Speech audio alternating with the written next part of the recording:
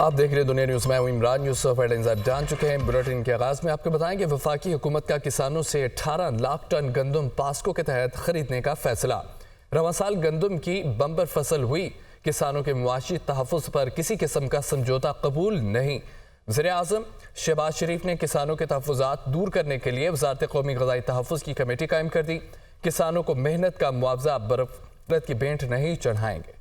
وزیر اعظم شہباز شریف نے لاہور میں گندم کی خریداری کے حوالے سے پیش رفت اور کسانوں کو باردانہ کے حصول میں مشکلات پر اعلیٰ سطح کے ہنگامی اجلاس کی صدارت کی۔ باردانے کے حصول میں کسانوں کو درپیش مشکلات کا نوٹس لیتے ہوئے وزیر اعظم نے کہا کہ کسانوں کو ان کی محنت کا معاوضہ بروقت پہنچائیں گے۔ کسانوں کے معاشی تحفظ پر کسی قسم کا سمجھوتا قبول نہیں۔ افسران گندم کی خریداری کی موقع پر جا کر خود نگرانی کریں۔ کسانوں کے فائدے کے لیے وفاقی حکومت پاسکو کے تحت 1.8 ملین میٹرک ٹن گندم کی خریداری کرنے جا رہی ہے۔ وزیر اعظم نے کسانوں کی سہولت اور ان کے تحفظات دور کرنے کے لیے وزارت قومی غذائی تحفظ کی کمیٹی قائم کر دی، جو 4 روز میں کسانوں کے تحفظات دور کرنے کے لیے اقدامات کرے گی۔ گندم درآمد اسکینڈل کی تحقیقات کے لیے قائم دوسری کمیٹی نے اپنا کام شروع کر دیا۔ پہلے روز 2 سابق سیکرٹری کے بیانات ریکارڈ کیے گئے۔ وزیر اعظم نے پیر تک حتمی رپورٹ طلب کر لی۔ انوار الحق کاکڑ اور محسن نقوی کو طلب نہیں کیا گیا۔ وفاقی سیکرٹری کابینہ کی وضاحت۔ گندم درآمد اسکینڈل کی تحقیقاتی کمیٹی کا 6 گھنٹے طویل اجلاس، گندم درآمد سے پیدا ہونے والی صورتحال اور پہلی تحقیقاتی کمیٹی کی رپورٹ کا جائزہ۔ وزیر اعظم کی جانب سے قائم کی گئی کمیٹی کا اجلاس سیکرٹری کابینہ کامران علی افضل کی سربراہی میں ہوا۔ اجلاس میں نگران دور کے سیکرٹری فوڈ محمد محمود اور سابق سیکرٹری فوڈ محمد آصف نے کمیٹی کے سامنے پیش ہو کر اپنے بیانات ریکارڈ کرائے۔ قبل ازیں وزیر اعظم سے انکوائری کمیٹی کے سربراہ کامران علی افضل کی ملاقات ہوئی۔ وزیر اعظم نے نگران دور میں گندم کی درآمد کی شفاف تحقیقات کا حکم دیا اور پیر تک حتمی رپورٹ دینے کی ہدایت کی۔ کوئٹہ سبی روڈ پر موٹر سائیکل سوار 4 دہشت گردوں کی پولیس موبائل پر فائرنگ۔ پولیس کی جوابی فائرنگ سے ایک حملہ آور ہلاک ہو گیا۔ جوابی کارروائی پر دیگر 3 دہشت گردوں کی فرار ہونے کی کوشش۔ دہشت گرد کلی زہرین کی ایک عمارت میں چھپ گئے، جبکہ C T D operation team موقع پر پہنچ گئی، عمارت کا گھیراؤ کر لیا۔ سی ٹی ڈی ٹیم کی کارروائی میں 3 دہشت گرد مارے گئے۔ دہشت گردوں کے قبضے سے اسلحہ، گرینیڈ، موٹر سائیکل قبضے میں لے لی گئی ہیں۔ کوئٹہ سبی روڈ پر موٹر سائیکل سوار 4 دہشت گردوں کی پولیس موبائل پر فائرنگ۔ اسلام آباد ہائی کورٹ نے آڈیو لیکس کیس میں 4 اداروں کی جانب سے جج پر اعتراض کی درخواستوں پر فیصلہ جاری کر دیا ہے، جبکہ D G I B, D G F I A اور چیئرمین پی ٹی اے کو توہین عدالت کے نوٹسز جاری کر دیے گئے۔ تینوں اداروں پر 5 لاکھ روپے جرمانہ بھی عائد کر دیا گیا۔ سامبا سے رپورٹ۔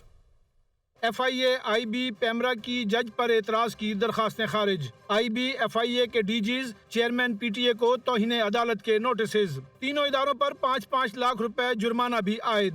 آڈیو لیکس کیس میں جج پر اعتراض کا 40 صفحات پر مشتمل فیصلہ جاری۔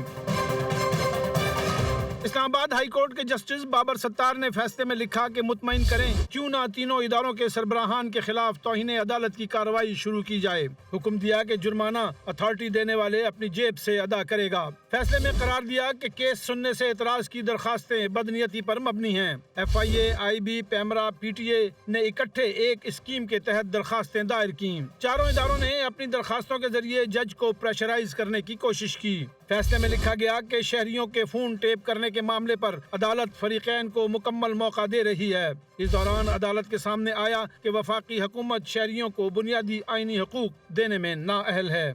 Welcome back. بریک کے بعد آپ کو بتائیں سربراہ جے یو آئی مولانا فضل الرحمان کا کہنا ہے کہ حکومت کے خلاف گرینڈ الائنس بنانے کے حوالے سے ابھی تک کوئی تجویز سامنے نہیں آئی۔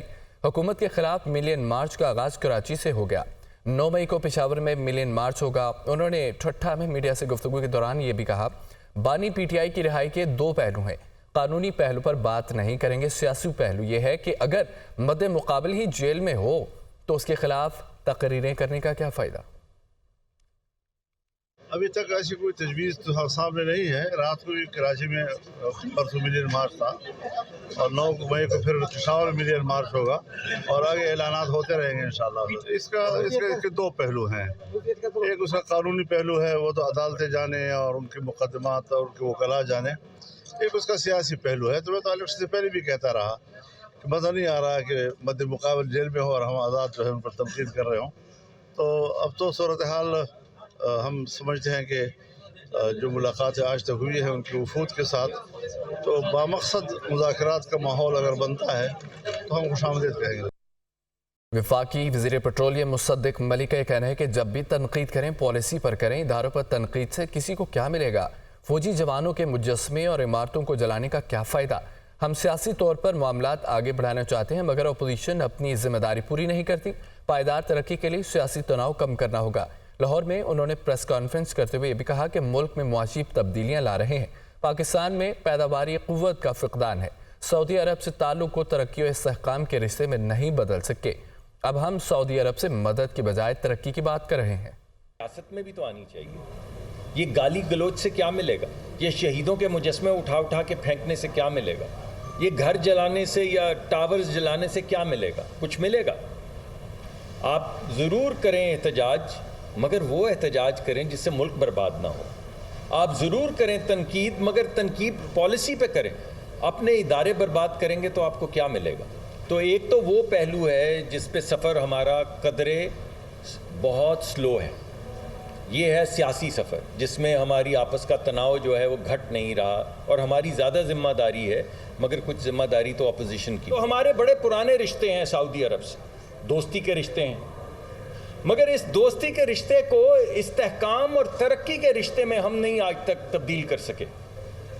आज तक जब भी हमारी गुफ्तगू हुई है वो या डेफिसिट के हवाले से हुई है, या पेट्रोल के हवाले से हुई है, या सपोर्ट के हवाले से हुई है, लेकिन कभी ये कि हम और आप इकट्ठे तरक्की करें, हमारी कुछ मनाजिल ऐसी हों जिनमें कुछ मुताबिकत हो और आपको भी लगे कि पाकिस्तान भी उसी रास्ते पे चल रहा है जिस पे पूरा GCC चल रहा है, बिलखसूस सऊदी अरेबिया चल रहा है, हम भी उसी रास्ते के ऊपर चल रहे हैं। आलमी मंजरनामे से खबर आपको देंगे। सादिक खान तीसरी मरतबा मेयर लंदन मुंतखब हो गए हैं। लंदन में मेयर के इंतखाब के लिए लेबर पार्टी के सादिक खान और कंजर्वेटिव पार्टी के सूजन हाल के दरमियान कड़ा मुकाबला। सादिक खान पहली मरतबा 2016 में लंदन के मेयर मुंतखब हुए थे।